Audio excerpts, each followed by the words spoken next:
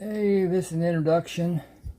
I'm going to talk about my books, what I've done with them, and so forth. But anyway, as you're seeing, this is Mutual Transitions, the first attempt I made at writing. I'm not going to go talk about these much, just go through them. And I have 30 ebooks that I published on Smashwords and Amazon. Amazon I don't like very much. I took some of them off. I'm thinking about taking the rest of them off too. But at any rate, this is the first attempt, as I said. It took me a long time to write it. Didn't have much time, but at any rate. Anyway, Mutual Transitions. After that, I wrote Lovers, Lies, and Lilies. It's about an abused woman and her getting herself out of the problems that she had. At any rate, it's a not erotic, but it's close. At any rate, Lovers, Lies, and Lilies, that's actually part 1. And then Lovers, Lies, and Lilies part 2 carries on with after how she got established and the things that she did. But at any rate, that's Lovers, Lies, and Lilies part 2. Then Emily's story, a woman whose husband was abusive to her and the children, and Sarah helped her, the character in Lovers, Lies, part 1 and 2, and helped her get away.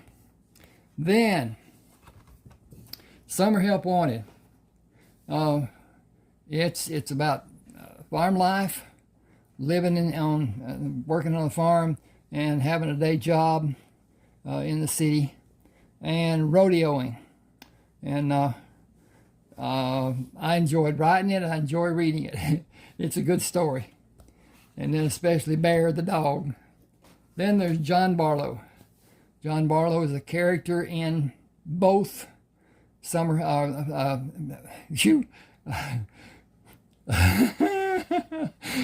Oh me, I've really got it going. Lovers, Lies, and Lilies part 1 and part 2. And it talks about his life. He was a entrepreneur when entrepreneurs weren't known, built a chain of grocery stores and became quite wealthy doing it. Then Neighbors with Benefits. Wow, 5 women and 1 man. Can he manage? Woo, I'd love to. At any rate, it's a good story.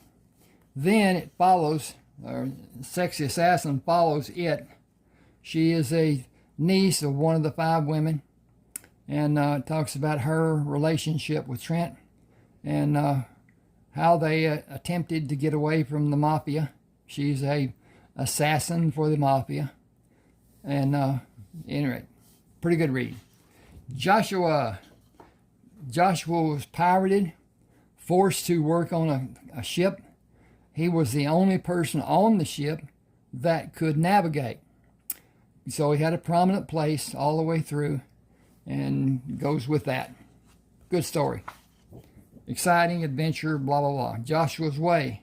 This follows Joshua and his trip back to Charleston, South Carolina, and the life he had during that time. He was persecuted, hunted by the, I'm reading this, Ron 7560444, Spanish crown, who wanted him assassinated. So he moved to,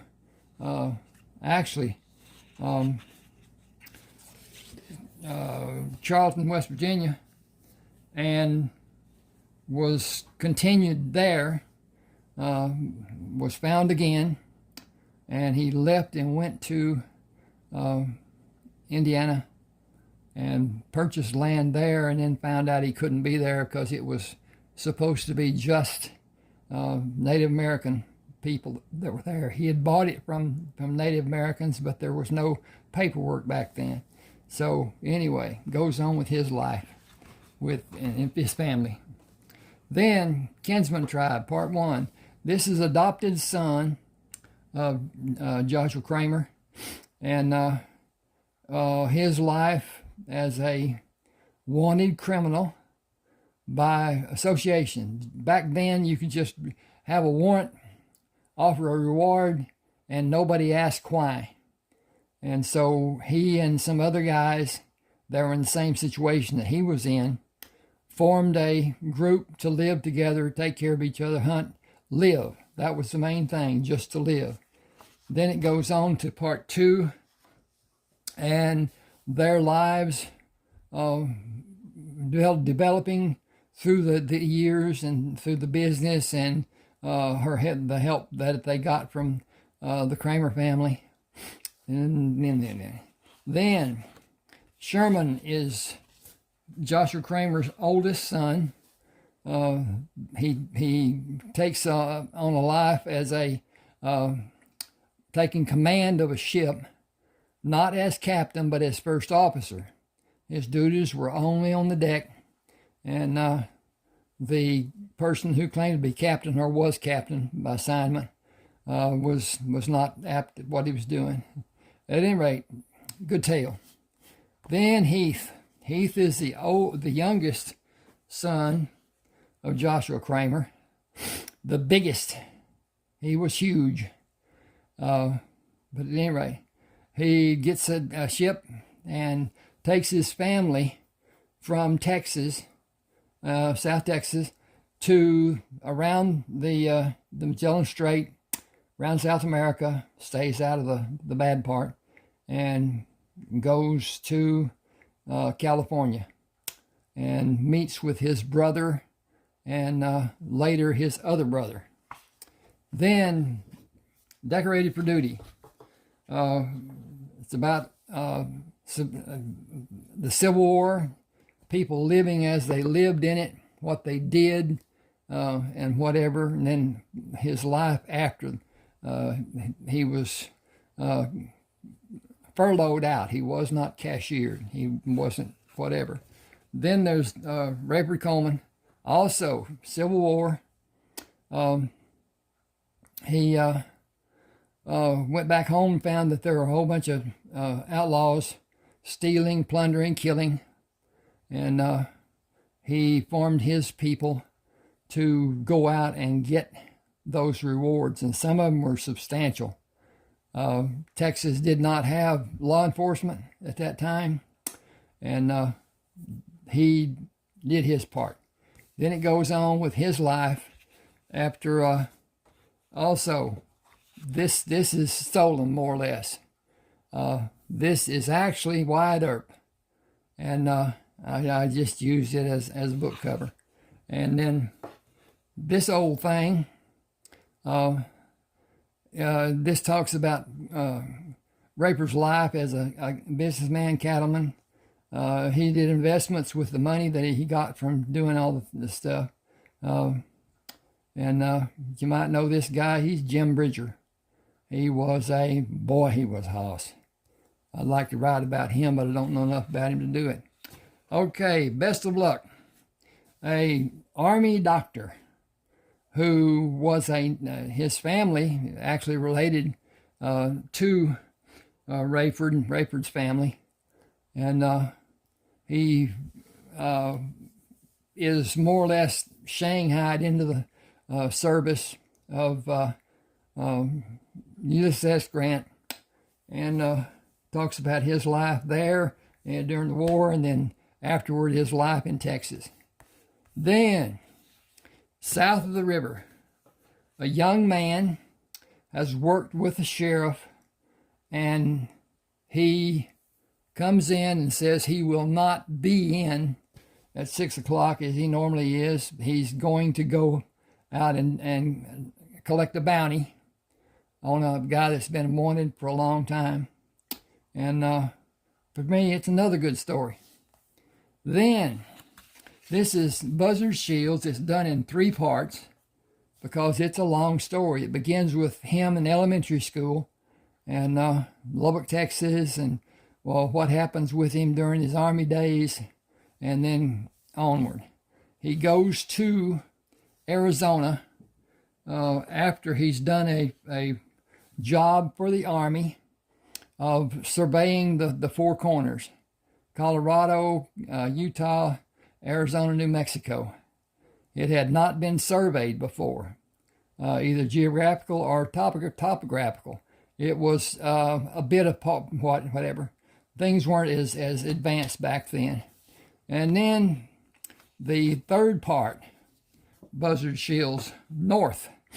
And this is his cabinet. This is his bear, Ruby, and the truck that he used and blah, blah, blah. But anyway, it's about his life as one of the richest men in America, due to the gold that they harvested.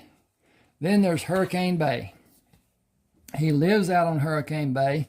He is a draftsman. Anyway, he does drawings and whatever. And meets a woman, and it goes on with their relationship, and then he becomes the sheriff of the town. Anyway, Hurricane Bay is out on the bay in Charleston. And then there's Orange County. This is a bit of a mystery. Then this is a bit of a mystery. It's a follow-up to Hurricane Bay. It's a nice read, but at any rate, I'm not going to go into it much. Never Too Late. This is a grandson, great of the man in Decorated for Duty, and he is assigned to go into hostile territory to rescue 3 aircraft personnel, and goes on from there with him helping the president and doing what he do. This is 3 parts. It's Rodeo Radiance, then Rodeo Reunion, and Rodeo Reimaged. Talks about his life dream of being a rodeo performer, and he does it quite well. These books can all be purchased on Smashwords. I'll put some links. I'm reading this. I'll put some links on. I'm gonna bring that back up so you can look at it. Don't have much to look at. At any rate, I'll put some links on there. Please subscribe to my channel, and I'm going to put this on both my coin channel and my ebook channel, and see what goes on from there. But at any rate, please subscribe, like, hit the share button if you will, comment, especially after you've read one of the books. These can all be purchased at $6.99 on Smashwords. And all you do is go to Smashwords, get the book, look at the book, and hit the buy button, and it will take you to buy it and whatever. The thing about Smashwords is once you buy this book, another book, whatever book you buy from Smashwords, it goes into your personal library on your personal page. You can't lose it ever. If you find that you need it again, go to your personal page, go to that book, download it to your device, and you're fixed. Not like Amazon, where if you lose it or do whatever, you have to buy it over again. That's not the case with Smashwords. And I'd rather you'd buy at Smashwords than Amazon. Amazon does not treat us well. I'm going to take my books off Amazon. I can't make changes.